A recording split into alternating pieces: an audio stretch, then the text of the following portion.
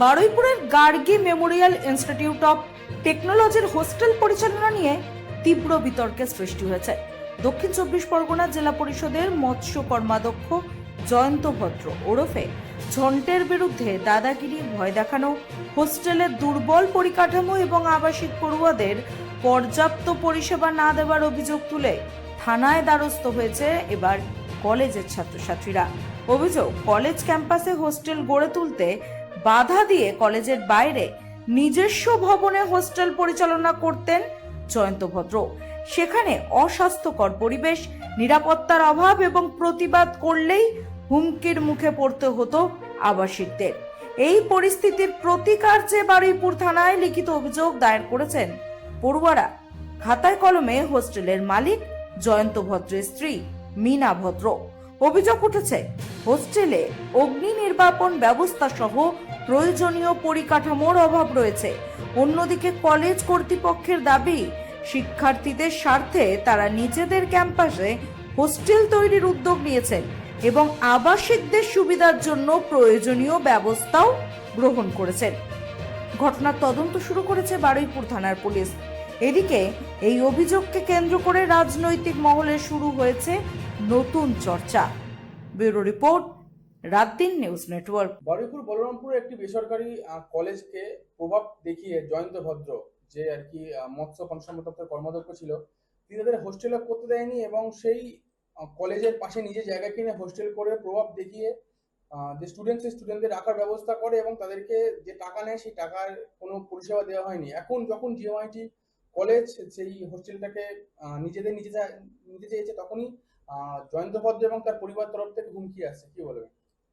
দেখুন, এই জয়ন্ত ভদ্র নামটা, যাকে ঝন্টে বলে চেনে বারুইপুরবাসী, এই যে কত বড় তোলাবাজ বারুইপুরের মানুষ জানে।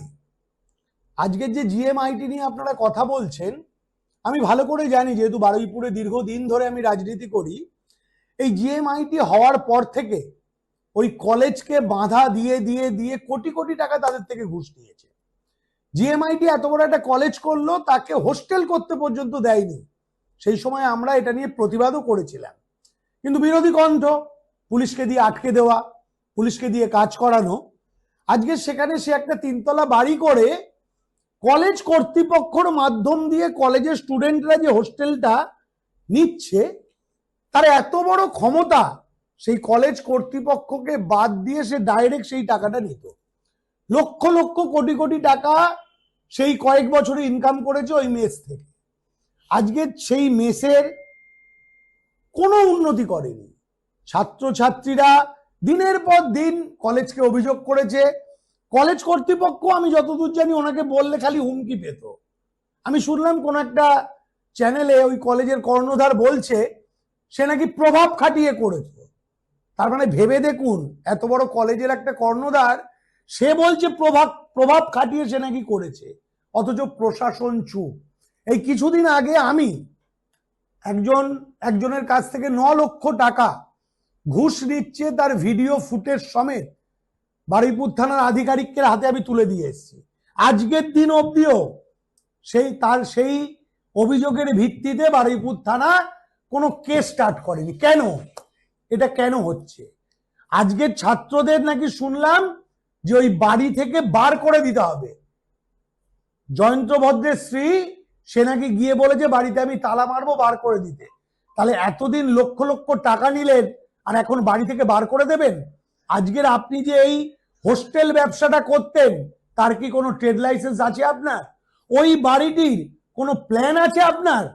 এই প্রশ্নগুলো আমরা তুলছি এবং আগামী দিন এই বিষয়টা নিয়ে ভারতীয় জনতা পার্টির প্রতিটা কার্যকর্তা যেমন এই ছাত্রদের পাশে থাকবে, তেমনি প্রশাসনের কাছেও আমরা যাব এর সুবিচার চাইতে।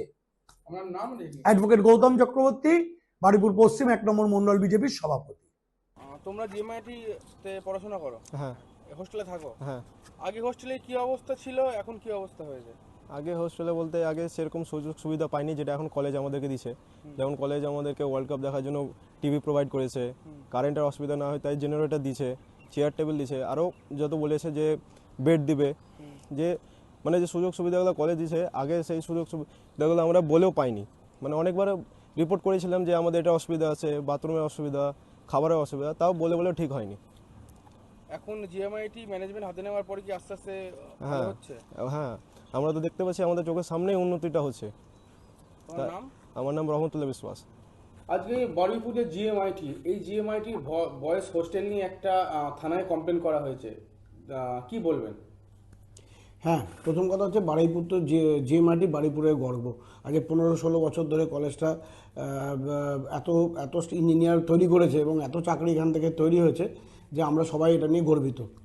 তো আমাদের জিএমআইটির একদম সংলগ্ন একটি বয়েজ হোস্টেল আছে। এই বয়েজ হোস্টেলটা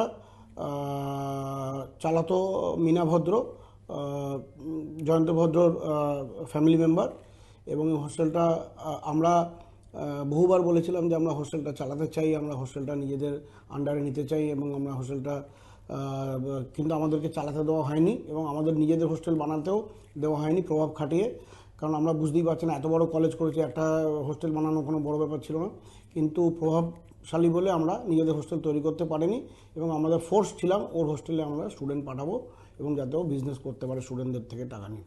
তো ওই স্টুডেন্টদের থেকে টাকা নিয়ে এত বছর হোস্টেল চালিয়েছে। আমরা বহুবার বলেছি হোস্টেলের পরিবেশ খুব খারাপ করে দিচ্ছ, হোস্টেলের কোনো রকম মেনটেনেন্স নেই, কিছু নেই, তো সেটা শোনেনি এবং আজকের ডেটে স্টুডেন্টরা অ্যাগ্রিভড হয়ে পড়েছিল যে আমাদের কাছে এসে স্টুডেন্টরা জানিয়েছিল যে না, আপনারা স্যার হোস্টেলের ম্যানেজমেন্টটা টেক ওভার করুন। তো আমরা গর্বের সাথে বলতে পারি যে আমরা স্টুডেন্টদের এই কথাতে শুনে হোস্টেলের অনেক কিছু চেঞ্জ করেছি এবং হোস্টেলটা এখন অনেক বেটার জায়গায় গেছে। কিন্তু আমাদের একটাই প্রবলেম হচ্ছে যে এই ভালো কাজ করতে গিয়ে, স্টুডেন্ট সেন্ট্রিক একটা ভালো সামাজিক কাজ করতে গিয়ে আমাদের স্টুডেন্টদের প্রতি আমাদের একটা দায়বদ্ধতা আছে যে ছেলেগুলো যেন ভালো থাকে, সামনে তাদের পরীক্ষা। এই অবস্থায় যে হোস্টেলের যে যারা প্রকৃত মানে মালিক বা জয়ন্ত ভদ্রর ওয়াইফ মীনা ভদ্র, তিনি এসে বলছেন যে সমস্ত স্টুডেন্টকে এখনই বেরিয়ে যেতে হবে, তারা আর হোস্টেলটা চালাতে চান না, তারা হোস্টেল লক করে দেবে। তো এই সিচুয়েশনে ছেলেরা কোথায় যাবে এই ভেবে আমার একটাই রিকোয়েস্ট, দাবি যে আমরা যেন জিএমআইটি ম্যানেজমেন্ট, কারণ আমাদের মুখ দেখেই ছেলেরা ওই হোস্টেলে ভর্তি হয়, তারা কাউকে চেনে না, তারা আমাদেরকে বিশ্বাস করে তারা ওই হোস্টেলে গিয়ে থেকেছে। আমরা যেন এই হোস্টেলটা সুন্দর করে চালাতে পারি এবং আপগ্রেড করে ইনফ্রাস্ট্রাকচার চালাতে পারি টিল দ্য টাইম আমরা ওর হোস্টেল ছেড়ে দিয়ে আমরা কলেজের মধ্যে আরেকটা খুব সুন্দর হাইটেক হোস্টেল বানাতে পারি। ব্যাস, আমাদের এটুকুই দাবি, আমাদের আর কোনো দাবি নেই। জয়ন্ত ভদ্র মানে কি করতো আর কি, এলাকায় কিভাবে পরিচিত ছিল? জয়ন্ত ভদ্র এলাকাতে পরিচিত ছিল তৃণমূল কংগ্রেসের নেতা হিসেবে, এবং আমরা পুরনো দিন অরূপ ভদ্র উনিও নেতা ছিলেন, কিন্তু তারপরে তার খাটিয়ে এনারা তৃণমূলের নেতা হয়েছিলেন। এবং আমার যেটা মনে হয়েছে পার্সোনালি যে 15 বছর তৃণমূল কংগ্রেসের নাম ইউজ করে এনারা প্রভাব খাটিয়েছেন এবং পার্টির নাম ইউজ করে এরা নিজেদের সম্পত্তি বাড়িয়েছে। তৃণমূল কংগ্রেসের কোনো পদে ছিলেন? উনি দক্ষিণ 24 পরগনার জেলা পরিষদের মৎস্য ও কর্মাধ্যক্ষ ছিল, এটুকু জানি আমি, মানে মৎস্য ডিপার্টমেন্টের কর্মাধ্যক্ষ ছিল এটুকু জানি। এই পোস্টটা উনি রিসেন্টলি পেয়েছিলেন, বছর 4-5 হলো পেয়েছিল, কোভিডের পর থেকে আমি দেখছি। তো যেটা আমার বলার যে প্রভাব খাটিয়েছেন এবং প্রভাব খাটিয়ে নিজেদের সম্পত্তি বিস্তার করেছেন। আমার তাতেও অসুবিধা নেই, আমার যদি উনি একটা হোস্টেল অ্যাটলিস্ট পরিকল্পিত ভালো করে চালাতেন, ছেলেগুলো খুশি থাকতো, তাও আমি হয়তো ওনার, দেখুন আমরা একটা অ্যাকাডেমিশিয়ান, আমরা এর মধ্যে সব কিছু আমরা ঢুকতে চাই না, বাট এখন যা পরিস্থিতি আমাদের ছেলেদের প্রতি আমাদের একটা বিরাট লায়াবিলিটি আছে, একটা কমিটমেন্ট আছে, আমরা সেই জায়গাটা কিছুতেই ছাড়বো না। আমরা ছেলেদের ভালোর জন্য সারাক্ষণ আছি, তাতে সে যদি কোনো লিডারের এগেনস্টে কিছু বলতে হয় সেটা আমাদের বলতেই হবে। আপনার নাম আর রেজিগনেশন? আমি বোধিসত্ত্ব ব্যানার্জি, জিএমআইটি কলেজের ভাইস চেয়ারম্যান। दोनों देश